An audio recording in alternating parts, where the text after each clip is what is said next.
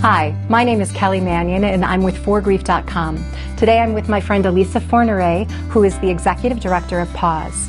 Today Alica and I will be discussing a topic about grief in the workplace. We understand that this may be a difficult conversation, and so if you're not ready to have it with us, we get it, and we'll be here for you when you're ready.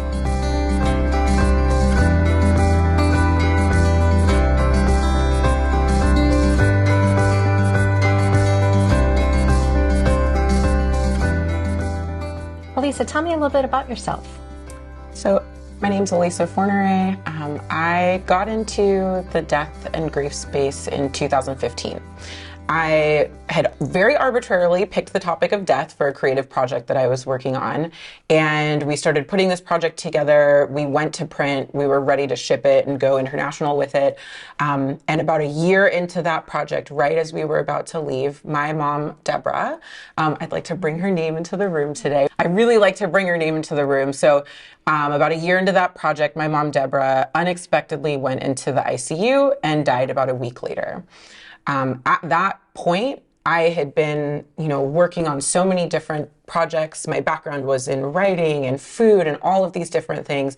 But I recognized I've been in this field for about a year in a very abstract way, and I've not thought about my own relationship to mortality, how I was going to process my own grief. And in that moment, and throughout the weeks and months following that, it became very clear to me that this is what I was meant to be doing. So I jumped into this work from a lot of different angles, and here I am now still honoring my mom, Deborah, every day, but working in the field very deeply from that, again, very abstract and random starting point. Right. Now, I don't think a lot of us really think that our employers play a role in grief support. What do you have to say about that? I think that it's understandable that people would think that, because I don't think we have these conversations in the workplace. So if it's not brought up, if it's not present on a regular basis, why would we think that's a part of work every day? And on the flip side, I absolutely believe that employers play a role and have a huge responsibility when it comes to caring for folks that are grieving. And I believe that that goes far beyond bereavement policies and the days, weeks, months that we have at the workplace after we return. I think that it's something that is incredibly important for employers to find and accept their role in for years and years and years after an employee has lost someone close to them. Do you want to talk about your experience in the workplace after your mom, Deborah, died? Yeah, thank you for saying her name too. Thank you. So I returned to work. I was working at a marketing agency, which is classically, they're known for being very fast-paced. For me, I didn't realize how far that extended until my mom died. So I went back to work, was working full-time at an agency as an editor and a writer. And I started coming up on all of these anniversaries or milestones after my mom had died. So I was recognizing and experiencing what it was like to be at work on the anniversary of her death. Particularly in marketing, I was recognizing what it was like to work in marketing and create campaigns around Mother's Day. And, we're in a moment right now where I'm already starting to get this year, the emails that say, buy your mom this, don't forget to get a gift for your mom, don't forget how important it is to make your mom feel special on Mother's Day.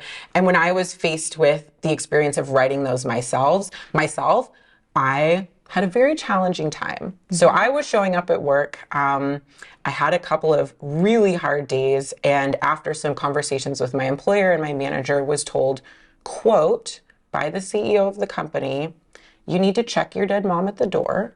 We come here to do work. And in that moment, that conversation, I will never forget where I was. I will never forget the look on his face and my manager's face.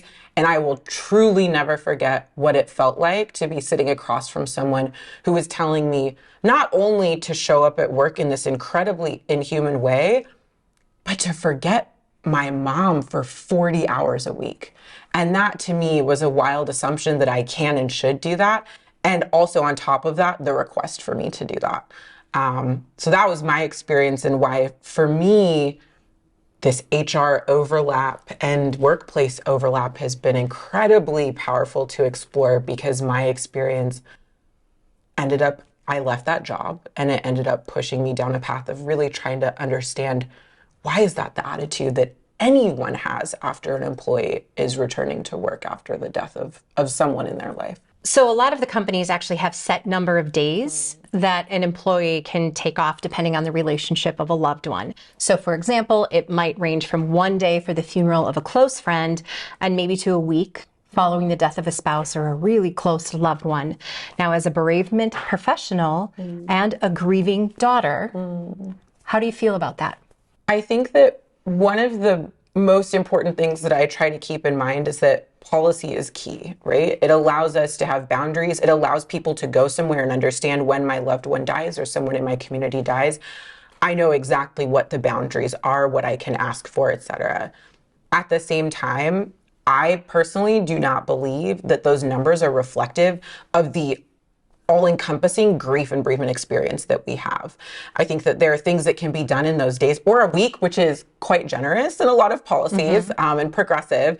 But I think that there are certain things that can be done, certain things that can be accomplished are very practical and tactical. But what it doesn't account for is the fact that there is so much that comes up after. There is so much that we can only do outside of those days too. And that is only going to hit us, or that we're going to have to walk through alongside other folks that aren't available in those days. So I think that it's important to have the policies, to have the structures, to have somewhere that HR managers and people leaders can go to be able to guide people. But I think the experience that we have and the expectations that we have around how people grieve at work is highly individualistic and cannot be contained, particularly in a couple of days. Because our audience, for the sake of this discussion, is primarily folks who are grieving, let's talk about the experience of returning to work after the death of a loved one. What does that look like for most people? It's complicated, it's complex, and it is, again, highly individualistic and unique based on the person. I have this presentation that I usually do to HR to talk about this exact thing. And there's this graph, right? And there's a percentage of time that we expect in all of our work days. The majority of time is spent working and being productive.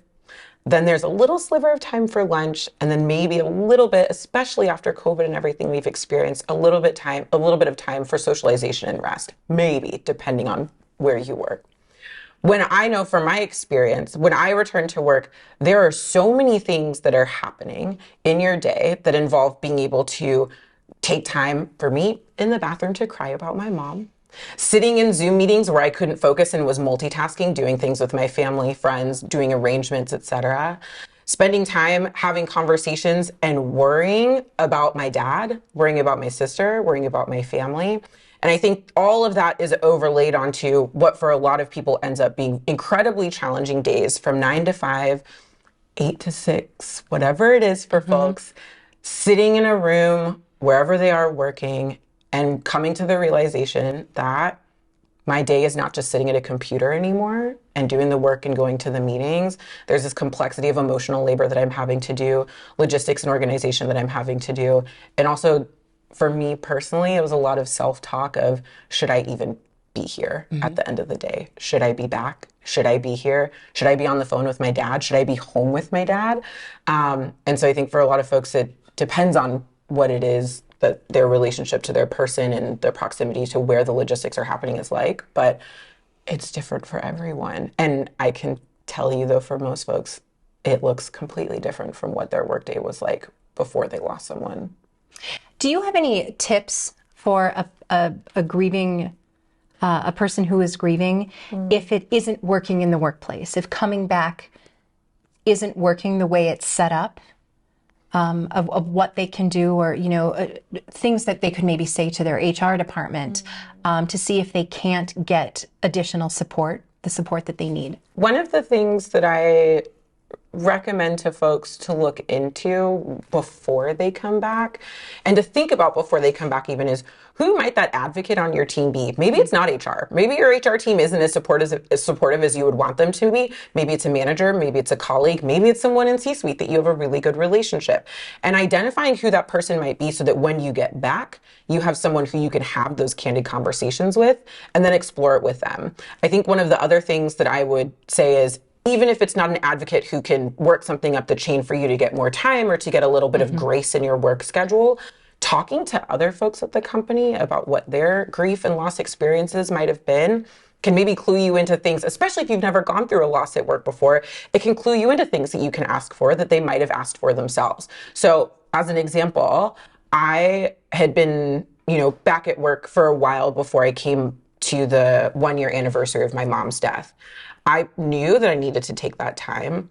I didn't know if it was going to be allowed. And I had talked to other folks in my community who said, I always take this day off because I am the hottest of all hot messes, because what is coming up for me, particularly on that first anniversary, is exactly where I was this time last year. And for me, that was watching my mom truly having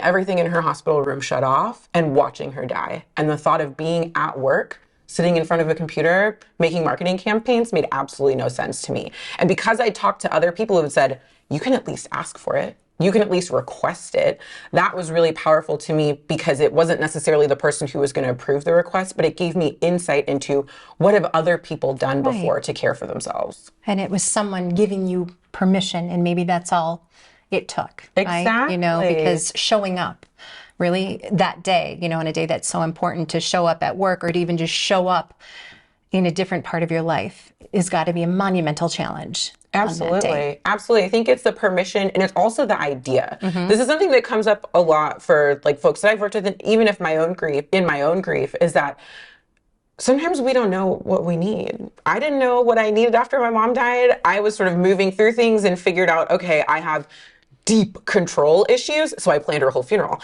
And that was my happy place. I'm sure it was lovely. It was and what amazing. I know of it, I'm sure it was lovely.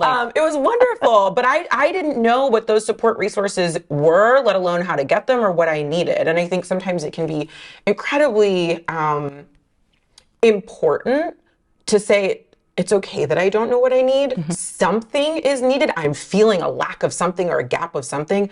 Let me just talk to some other people because maybe they have some ideas. And I think that has been, to me, really eye-opening to see what the options are at work. But you kind of got to figure out what you even need and ask people about what they've needed in the past before you can ask for it. Right. So a lot of folks believe the myth going back to work is going to help you get back into the swing of things. That's a myth. Why do you think so? I think that it depends on the person. Okay. Am I okay to challenge that a little You bit? are. Yes. Great. Yeah. I know that there are people that I've worked with, folks in my community, who have said, work is a safe place for me to not have to confront for a couple of hours a day or even a couple minutes of the day all of the other things going on outside of those four walls. For me, that was absolutely not the case. But I do know that sometimes being in an environment where you aren't having to deal with the logistics, having an excuse to not deal with the logistics, being able to have that time for yourself, especially at a time where I know a lot of folks are called on to do the work, support their family, support everyone in their community. If you can have that time and that space and those hours, it can be really great. At the same time, I think that the myth is rooted in the expectation that we're all here to be laborers, productive, and we're all meant to be here showing up and doing the most work and all of the work all of the time, because that's what suits businesses. So how can a grieving person prepare for that return back to the office? Personally, I'm very mindful and recommend this to folks of being very boundaried with your time. So even before you go back to work, thinking about, can I do 40 hours a week on meetings, on calls, in front of people, having those one-on-one conversations? If not, boundary your time before you land and give yourself that space and that grace before you end up back in the seat with folks putting stuff on your calendar. That's a practical. I think the other thing is to see and seek out what kind of resources your employer might have beyond bereavement leave. And so that's a big distinction that we make, is the difference between bereavement leave and bereavement policy and bereavement response. Because for me, the way that we talk about bereavement response is everything that can come for years and decades after, and it's how your employer holds you beyond that specific leave that was maybe a couple of days. So think about and talk to your company about, okay, I'm coming back. What's going to happen if I do break down in the middle of a meeting and need some space? What's going to happen when I hit those anniversaries or those milestones? What's going to happen when it's Mother's Day and I really know that I need to be with my family? Is that PTO? Is it unpaid? What is it? So that's the practical. I think the other side of the coin is the emotional and how you set yourself up personally. I worked with my grief counselor a lot on this. And two of the things that she told me were, your body and your brain are going to be working so hard when you go back to work, not only to sit in that seat and work every day, but to process all of the other stuff that's going on at the foreground and the background. And you might forget to eat sometimes, because Alica, that's what happens. So my husband and I packed a care package and I kept it in my desk, and it was food that was available for me while I was grieving to make sure that I was nourishing my body every day. If I hadn't thought about that, if he hadn't helped me put that together, I don't think I would have gone back feeling as prepared and again, as nourished and supported physically. And it sounds really strange or bizarre maybe, but thinking about my physical body and not just how I was going to show up at work was incredibly important. And the other piece for me was I brought a lot of physical things of my mom's to the office. I would bring my mom's shawl or jacket or clothing to put on the back of my chair as essentially a protection mechanism between me and a lot of really negative things that were going on in the office. And I found that it was this really beautiful way for me to stay physically connected to her and her things, and to have her presence in a place where they were telling me not to. It kept me connected to her. It kept me, aware of that gap that was missing in my life. But, it was an opportunity to be able to see and feel her every day. I can't recommend that everyone should do that, but there are those little things that I worked through again with my counselor that made me realize things are going to be different. Things are going to be very different. And I need to accept that. And the people in my life need to accept that. How can we accommodate that with things that are special to me? And that's okay. It sounds like your grief counselor was so important in helping you carry through, Yes. right?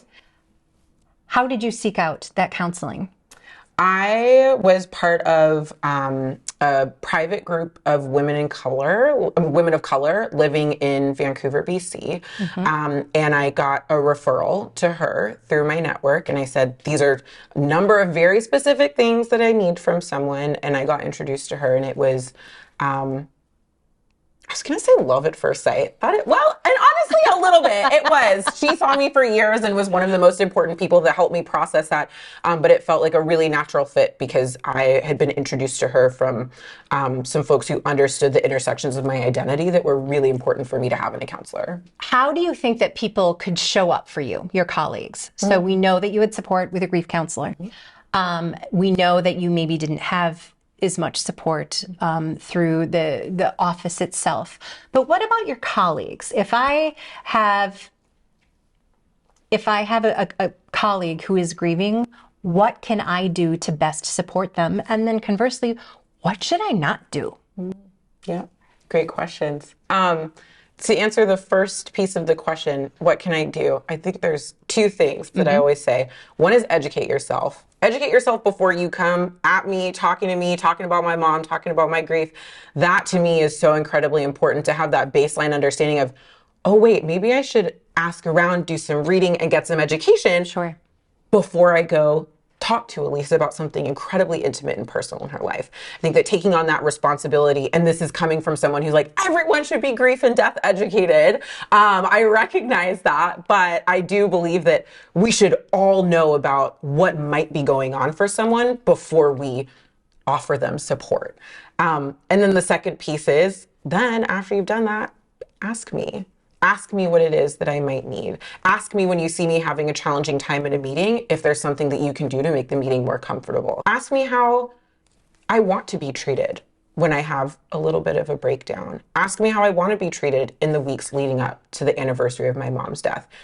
It sounds so simple, but I think there's that huge piece in the beginning that means educating yourself before you ask those questions.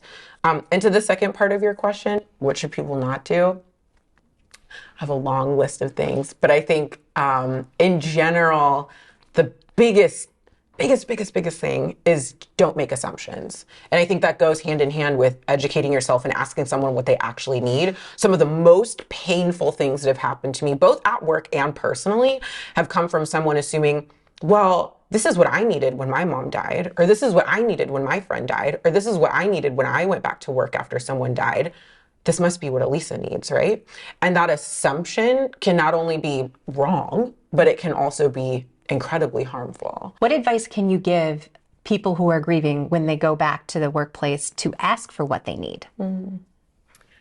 I think this goes back to a little bit of what I said before. Figure out who the safe, comfortable people might be in your life. And then at the same time, I would talk to people in your private community before you ask for things and say, hey, I really think I need this. If I ask for it in this way, does that sound aggressive? If I ask for it in this way, does that sound too soft? Am I not asking for enough? So I think talking to people that are around you and that you're close with can help you navigate not only who to ask, but also what to ask and how to ask it. What advice or tips do you have for folks who are grieving who might feel that they can't show up to the workplace in the same way? And by that, I mean, they're not able to give at this level right away when they get back, even a couple months or, a couple weeks or a couple months after the death of a loved one. What tips do you have? How could you not show up differently? How could you not have a different capacity? How could you not show up in a way that's going to be shifted by, for a lot of folks, the most impactful, ground shaking and foundation shaking experience of their life? And the second thing that I would say is, what are the benefits of that? What are the benefits of showing up in a way that's newly boundaried? What are the benefits of showing up in a way that allows you to explore different pieces of yourself that you can offer to your employer? And what is the benefit of being able to have your employees show up and build those interpersonal relationships and have a much deeper level of emotional awareness and bandwidth and do that emotional labor with each other? I think there's huge positives and benefits to rethinking our expectations of ourselves and our expectations of those around us after a loss, and shifting what we ask of ourselves and others. I'm going to ask you a question, and I would like a one-word answer. Oh, okay. Are you ready?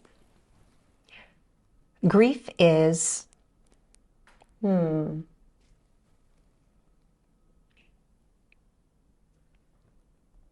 Complicated. Tell me more. There are a lot of words that came into my mind before I said that one. And I think that is the truest reason and example of why I said it. Part of my brain was like, grief is so beautiful. Maybe I should say beautiful. Grief is so challenging, because it can be. Grief is so complex, which I believe it is. And I think that that is an example of both why it's complicated and why I said it, particularly because for me, grief is changing every day. And recognizing that I don't have to have all of the answers because the answers around grief are going to be different every single day. How has grief changed you? I think grief has truly made me a better person in general. It's made me a very different mother than I thought that I would be. It's made me a very different wife than I thought I would be. It's made me a very different friend than I thought I would be. And I think my relationship to people in my life before my mom died and since experiencing the grief of my mom, it was on a very different trajectory. And the way that I show up for other folks has completely changed. And I think the biggest way that it's changed me is it's changed how I show up for myself.